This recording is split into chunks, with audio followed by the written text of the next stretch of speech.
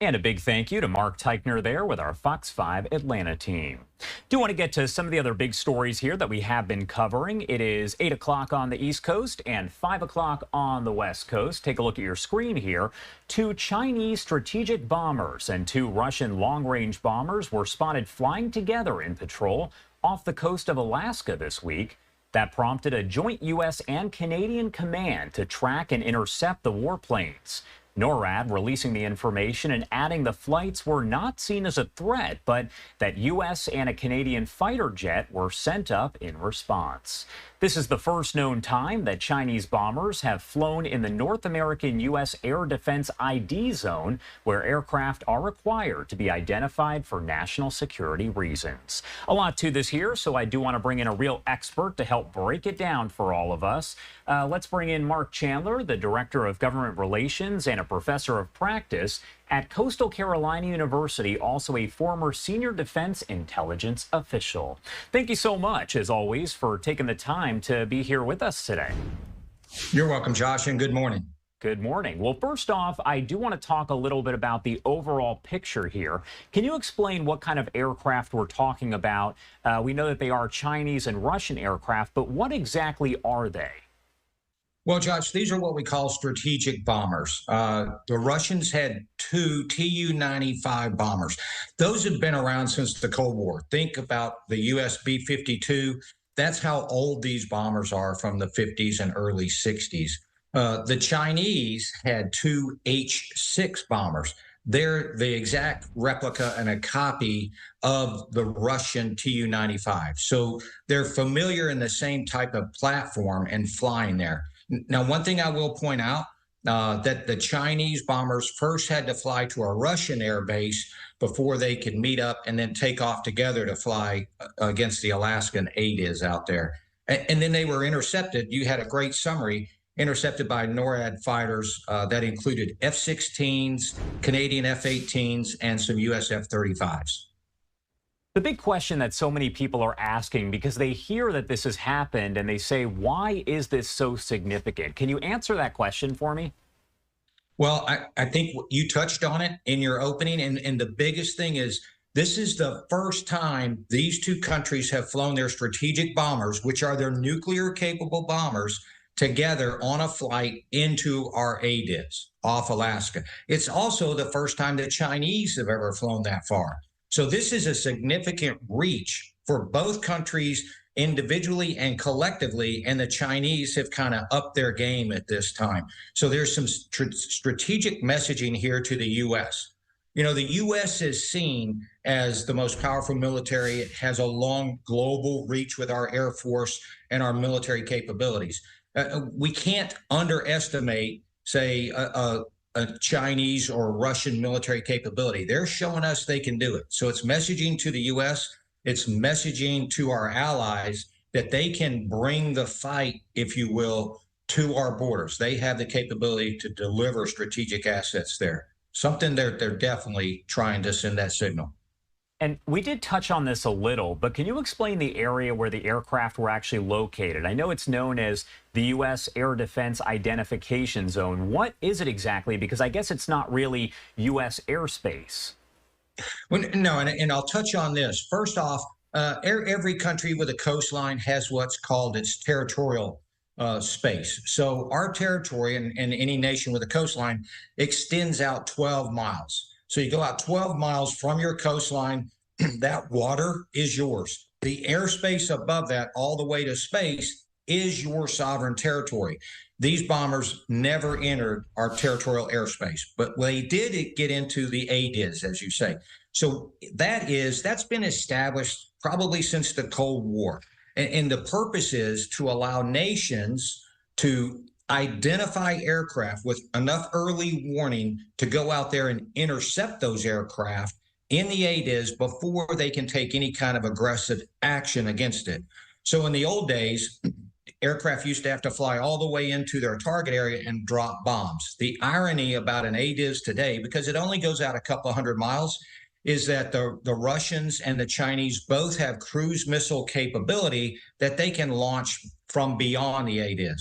So we're still going to identify the threats, and we're still going to intercept them as they come into that area. A lot of people know NORAD as the Santa tracker. That's what you see every time December 24th into December 25th. But I know they do a lot more. Can you break down what the overall role of NORAD is? Well, NORAD is a combined command. It was established in the 50s between the U.S. and Canada to counter the Soviet missile and bomber threats. Some of these same bombers that were in Wednesday's incident. So when you look at that, they needed a method to identify and track any kind of missile, incoming missile, intercontinental ballistic missile coming over. The shortest path is across the North Pole and the Arctic. So you look at that aspect, and we needed that early warning. We needed fighters, so Canada and the U.S. got together. NORAD controls the North American airspace. It is that combined U.S. and Canada command. However, it works in conjunction with the U.S. NORTHCOM, and that's a U.S.-only command. It's at Peterson Air Force Base in Colorado Springs. Both commands are located there. So that's where the command and control for all defense, air defense of the United States and Canada come from. NORAD saying that these aircraft did not appear to be a threat. We've said that a few times, but if that's the case, why would they send the U.S. and Canadian fighter jets up in response? And what do those jets actually do when they're there? Well, first and foremost, NORAD released that statement about not being a threat after the intercepts. So what happens when we get an early warning, and we've got early warning capabilities that can detect these long-range strategic bombers well in advance. But we have to send aircraft up, the fighter intercepts, for a visual inspection.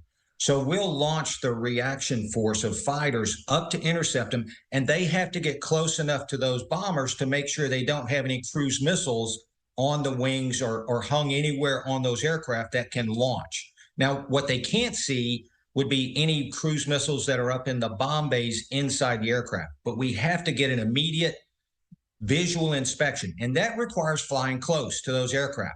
I mean, there have been incidents where 200 feet might be close enough, but the Soviets fly a lot closer. The U.S. has gotten closer. The Chinese get closer 20 feet. There's been some bumping. So those intercept aircraft will stay with the threat aircraft in this case and ensure that they don't start to veer toward a threat path toward the United States. If they do, then you're going to see a little bit of nudging, aerial nudging in the air where the fighters try to steer them back away from any kind of threat vector. So the fighters will stay with them. We'd have to guarantee they're not a threat. Those fighters that we send up are armed with live air-to-air missiles in case they do have to engage the bombers.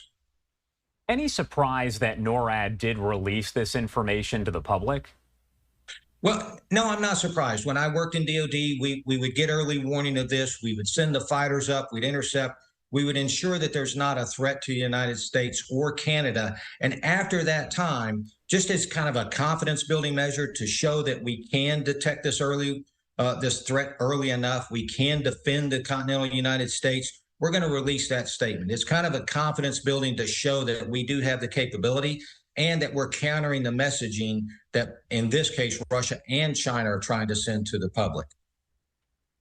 This is a tough question, but what is the current relationship between China and Russia and their relationship overall with the U.S. and Canada?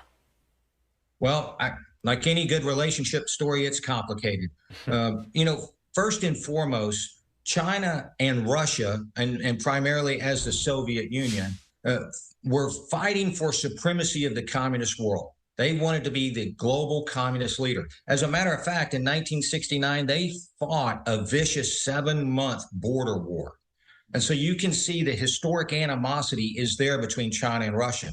But that old maxim, the enemy of my enemy is my friend, seems to play out what's happening today, because both focus on the United States as an enemy. So that is bringing them together to operate like this. The concern is that togetherness is growing. It might be passing, it might be a target of opportunity, if you will, but it's growing. Just 2 weeks ago, they conducted a combined live fire exercise, Russia and China, in the South China Sea. And these type of aerial, not engagements, but combined operations along with naval operations have been occurring and growing in sophistication over the last 4 years. They had 11 ships off the Alaska coast last year. And so you start to look at this growing threat and togetherness. It's all focused against the United States and our allies, and not just China and Russia. This March, China, Russia, and Iran conducted a combined naval exercise in the Gulf of Oman. So you can see that the one common denominator is the U.S. and what they can do to destabilize or threaten the U.S. at that time. All right, Mark Chandler, as always, thank you so much for taking the time to join us and break it all down. Anything else you want to add about any of this before I let you go? Yeah, Josh, I'd just like to put on my strategic intelligence hat just for a moment and kind of give this perspective. You know, in intelligence, our job is not to tell you what you want to hear, but to kind of tell you what you need to hear and focus on kind of the future, kind of the strategic picture.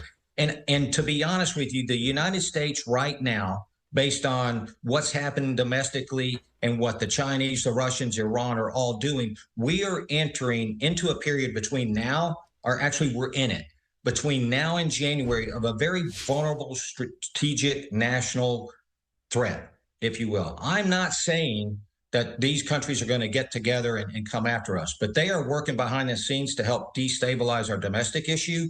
But if there's a time when the United States is vulnerable during a leadership transition or we're distracted by other factors, it's right now. And if those countries want to act individually, Russia, China, Iran, North Korea even, then they can do so now and feel that this is their advantage. If they bring together some sort of loose coalition, that's even more dangerous and distracting to the United States. So our leadership needs to pay attention externally as well as internally and prepare us for this vulnerable period for at least the next 7 months, I would say. I'm not trying to sound dramatic, but you know, that's something that we look for in intelligence to try to keep our leadership informed and aware of what we might face. And that's why I like you, Mark, because you don't sugarcoat it. You tell it like it is. So we appreciate that here. All right. Thank you so much for being here with us today, as always. We appreciate it. You're welcome, Josh. My pleasure. And I hope you have a good day. You too. Thank you. And you are taking a look right there at just some of that new video that was released showing all of this as it did play out. Chanley Painter with Fox News takes a closer look at the video. We are at the ready. We will always be at the ready. We're now gaining new insights into Wednesday's joint Russian and Chinese air patrols that took place in international airspace off the coast of Alaska. The exercise marking the first time the two countries flew alongside each other in Alaska's air defense identification zone. They didn't enter our airspace. While officials at the North American Aerospace Defense Command say the flights were not seen as a threat, Biden administration officials say the activity is generating concerns in the midst of escalating international conflicts, especially in Ukraine. We're concerned about the way that China continues to fuel Russia's war against Ukraine by Chinese companies taking steps to rebuild their defense industrial base. American and Canadian fighter jets were deployed to track and intercept the crafts, which included 4 bombers. Defense Secretary Lloyd Austin believes the drills had been planned for some time. This is the 8th Joint Air Patrol organized by the two militaries since 2019, aiming at further testing and enhancing the level of cooperation between the two air forces and deepening strategic mutual trust. The joint military exercise happening in the midst of a U.S. presidential election, with officials on the lookout for ways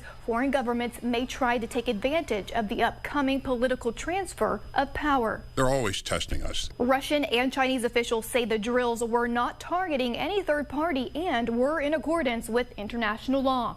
I'm Chanley Painter, Fox News.